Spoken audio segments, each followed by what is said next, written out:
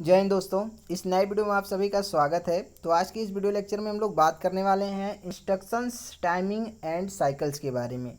जो आपका 8085 micro processor है उसमें हम लोग बात करेंगे इंस्ट्रक्शंस टाइमिंग्स क्या होता है, साइकिल्स क्या होते हैं।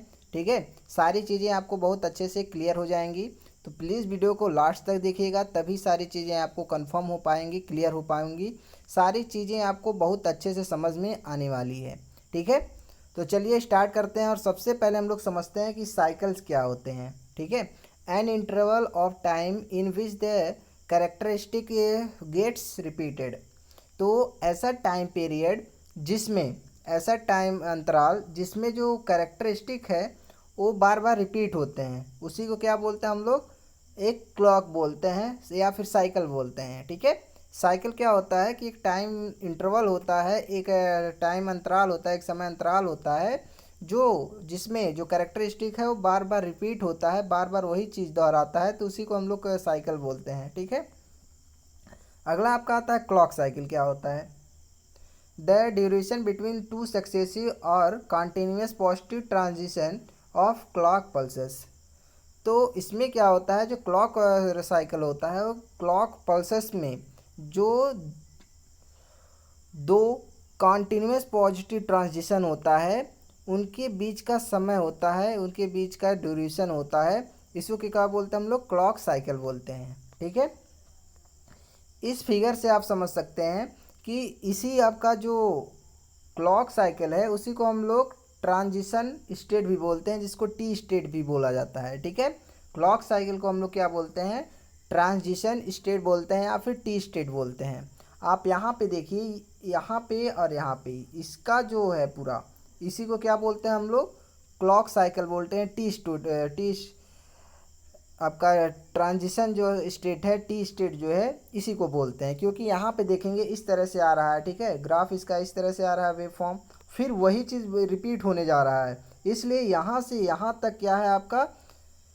क्लॉक साइकिल है, जिसको टी स्टेट बोलते हैं। ठीक है, आपको समझ में आ रहा होगा कि ऐसा समय अंतराल जिसमें, जिसके बाद से जो कैरेक्टरिस्टिक है वो बार बार क्या है? रिपीट होने लगे, इसी को क्या बोलते हैं हम लोग? क्लॉक साइकिल बोलते हैं। ठीक है, नेक्स्ट आपका आता है इंस्ट्रक्शन साइकिल। क्या होता है? ठीक है, इंस्ट्रक्शन साइकिल क्या होता है? Time needed to operate fetch करने में, डिकोड करने में और एग्जीक्यूट करने में जो समय लगता है, इसी को क्या बोलते हैं हम लोग? इंस्ट्रक्शन साइकिल बोलते हैं। कोई भी इंस्ट्रक्शंस है उसको फेच करने में, फेच करने का मतलब है कि उसको रीड करना, ऑब्टेन करना, ठीक है, उसको डिकोड करना, फिर उसको एग्जीक्यूट करना, मतलब रन कराने में जो टोटल समय लगता है, इसी को क्या हम लोग बोलते हैं? इंस्ट्रक्शन साइकिल बोलते हैं। तो इंस्ट्रक्शन साइकिल जो होता है इक्वल टू होता है fetch cycle plus execute cycle. ठीक है, इंस्ट्रक्शन साइकिल क्या होता है? इक्वल टू होता है fetch cycle plus execute cycle. इसी का क्या मतलब है? Execute cycle. और एफसी का क्या मतलब है? Fetch cycle. ठीक है ना। चलिए इसमें हम लोग देखते हैं पहला पॉइंट आपका फेच साइकिल क्या होता है, जिसको फेच ऑपरेशन भी बोलते हैं। तो first byte of any instruction, जो फर्स्ट बाइट होता है किसी भी इंस्ट्रक्शन का, जो पहला बाइट होगा, फर्स्ट बाइट होगा, वो क्या होता है? आपका ऑप कोड होता है। बाकी का क्या होता है? ऑपरेंड होता है। इस बात को हमेशा आप लोग याद रखिएगा, क्योंकि प्रोग्रामिंग जब होगा 8085 माइक्रो प्रोसेसर में, तो उसमें बहुत सारे आपके इंस्ट्रक्शंस आएंगे। तो वहाँ पे आपको इस बात का ख्याल रखना है, इस बात को याद रखना है कि कोई भी इंस्ट्रक्शंस है, ठीक है, जैसे आपका हो गया मूव ए टू बी, ठीक है, तो यहाँ पे जो पहला आपका आ रहा है फर्स्ट जो बाइट है, इसी को क्या हम लोग बोलते हैं? ऑपकोड बोलते हैं। बाकी जो शेष बचा हुआ है इसको क्या बोलेंगे हम लोग? ऑपरेंड बोलेंगे। ठीक है, चलिए नेक्स्ट पॉइंट हम लोग देखते हैं। The micro processor needs the opcode first. तो सबसे पहले जो माइक्रो प्रोसेसर है उसको किसकी ज़रूरत होगी? ऑपकोड की ज़रूरत होगी सबसे पहले। Then microprocessor will demand the address store in the program counter, जिसको पीसी बोलते हैं। उसके बाद जैसे ही माइक्रो प्रोसेसर को ऑपकोड मिल जाता है, तो उसके बाद क्या करता है कि डिमांड करता है प्रोग्राम काउंटर से कि जो भी आपका एड्रेस स्टोर्ड है उसको हमको दीजिए। ठीक है, जो भी प्रोग्राम काउंटर में एड्रेस स्टोर है उसका डिमांड करेगा माइक्रो प्रोसेसर। किसके बाद? ऑप कोड को जब मिल जाएगा, ठीक है, जो माइक्रो प्रोसेसर है ऑप कोड उसको मिल जाएगा, उसके बाद डिमांड करेगा एड्रेस का। किससे? प्रोग्राम काउंटर से। ठीक है। नेक्स्ट पॉइंट हम लोग देखते हैं। अगला पॉइंट क्या है? Memory will read the address and send back the data. उस एड्रेस को क्या करता है? मेमोरी रीड करेगा और उस डेटा को क्या भेज देगा? वापस कर देगा, सेंड कर देगा। ठीक है। And CPU on the data bus. Data bus के थ्रू जो माइक्रो प्रोसेसर है वो क्या कर देगा? जो सिग्नल है, जो डेटा है, उसको सेंड कर देगा, ट्रांसमिट कर देगा, बैक कर देगा। ठीक है। इसके लिए 3 क्लॉक साइकिल्स का ज़रूरत होता है, रिक्वायर्ड होता है। नेक्स्ट हम लोग देखते हैं इसका वेव फॉर्म, फेच साइकिल का वेव फॉर्म। इस बात को हमेशा आप याद रखिएगा कि जो फेच ऑपरेशन है या फिर फेच साइकिल है, फेच ऑपरेशन के लिए 3 क्लॉक साइकिल्स का रिक्वायरमेंट होता है। ठीक है। आप इस फिगर से समझिए, यहाँ पे देखिए फेच साइकिल का फिगर है। यहाँ पे इतना जो है ये है आपका क्या? First clock cycle. ये है आपका सेकंड क्लॉक साइकिल। ये है आपका थर्ड क्लॉक साइकिल है, तीसरा क्लॉक साइकिल। यहाँ पे क्या होगा? फर्स्ट में क्या होगा कि माइक्रो प्रोसेसर जो है वो मेमोरी को एड्रेस क्या करेगा? सेंड करेगा। फिर क्या होगा? मेमोरी उस एड्रेस को रीड करेगा सेकंड टी स्टेट में, या फिर सेकंड क्लॉक साइकिल में उसको रीड करेगा। फिर तीसरे जो टी स्टेट में क्या करेगा कि डेटा को, जो आपका डेटा है, वो माइक्रो प्रोसेसर ट्रांसफ़र कर देगा। ठीक है। माइक्रो प्रोसेसर को जो डेटा है वो ट्रांसफ़र कर देगा। इस तरह से तीनों टी स्टेट आपका फेच ऑपरेशन में होता है। नेक्स्ट हम लोग देखते हैं एग्जीक्यूट साइकिल क्या होता है, जिसको ई से रिप्रेजेंट करते हैं हम लोग।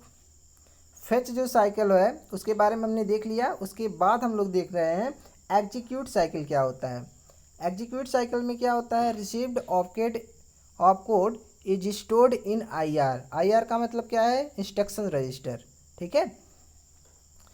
रिसीव्ड जो ऑपकोड होगा वो कहाँ पे स्टोर्ड होगा? तो इंस्ट्रक्शंस रजिस्टर में स्टोर्ड होगा। जब हम लोग फैच किए तो वहाँ से जो ऑपकोड हम लोग को मिला, हम लोग को कहें या फिर जो माइक्रो प्रोसेसर है उसको जो मिला ऑपकोड, वो कहाँ पे स्टोर होगा? आपका आईआर रजिस्टर में स्टोर होगा, इंस्ट्रक्शन रजिस्टर में स्टोर होगा। From IR decoding instruction decoder. ठीक है। यहाँ से डिकोडिंग होगा इसका। आईआर जो रजिस्टर यहाँ से डिकोड होगा। डिकोडर मतलब है कि आपका इंस्ट्रक्शन जो डिकोडर यहाँ पे यूज़ किया जाता है डिकोडिंग के लिए। इसके बाद क्या होगा? डिकोडिंग होने के बाद क्या होगा? एग्जीक्यूशन होगा इसका। ठीक है। डिकोडिंग कैसे होगा आपका? यहाँ पे देखेंगे तो डिकोडिंग में आपका क्या क्या होगा? ऑपरेंड इन जीपीआर, जनरल पर्पज रजिस्टर में इसका ऑपरेंड होगा, और या फिर ऑपरेंड इन मेमोरी, रीड साइकिल में जो आपका ऑपरेंड होगा मेमोरी में होगा। तब क्या होगा? जो फेच साइकिल है वो ऑपकोड और ऑपरेंड जो है इक्वल हो जाएगा। फेच साइकिल में जो आपका ऑपकोड है और जो ऑपरेंड हो इक्वल हो जाएगा यहाँ पे। ठीक है। यहाँ पे देखिए इसका फिगर, यहाँ पे आपको क्लियर हो रहा होगा कि एग्जीक्यूट साइकिल्स में यहाँ पे 5T जो आपका इंस्ट्रक्शन टोटल जो आपका है, ठीक है, जो फेच है और जो एग्जीक्यूट साइकिल है, ठीक है, जो फेच साइकिल है, जो एग्जीक्यूट साइकिल है, इन दोनों को मिला के कितने टी स्टेट की ज़रूरत होती है, कितने क्लॉक पल्स की ज़रूरत होती है या क्लॉक साइकिल की ज़रूरत होती है? तो 5 क्लॉक साइकिल की ज़रूरत होती है। यहाँ पे देखेंगे तो जो फेच साइकिल है 3 यहाँ पे हो गया, और जो एग्जीक्यूट साइकिल है 2 यहाँ पे हो गया। ऐसे इन दोनों को मिला के 5 टी स्टेट या फिर क्लॉक साइकिल्स लगते हैं टोटल। ठीक है। जो आपका इंस्ट्रक्शन साइकिल है उसके लिए। तो ये फिगर है, आप यहाँ से समझ सकते हैं।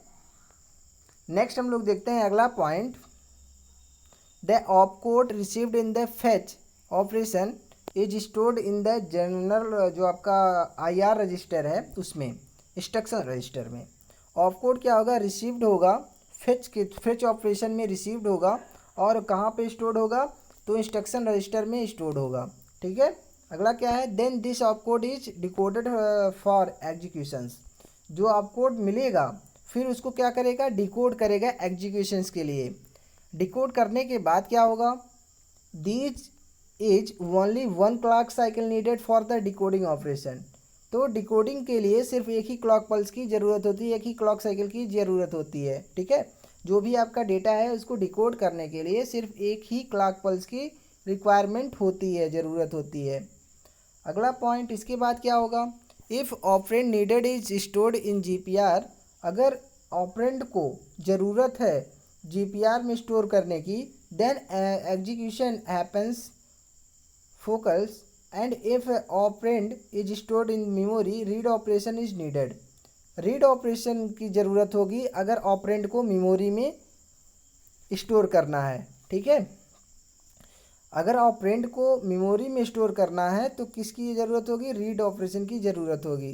तो कई सारे आपके 4 रीड ऑपरेशंस होते हैं, जैसे आपका रीड राइट ऑपरेशंस होते हैं। रीड ऑपरेशन होता है, राइट ऑपरेशन होता है, फिर आपका रीड राइट ऑपरेशन होता है, फिर आपका राइट रीड ऑपरेशन होता है। इस तरह से 4 आपके ऑपरेशंस होते हैं, उनके बारे में हम लोग बाद में बात करेंगे बहुत अच्छे से।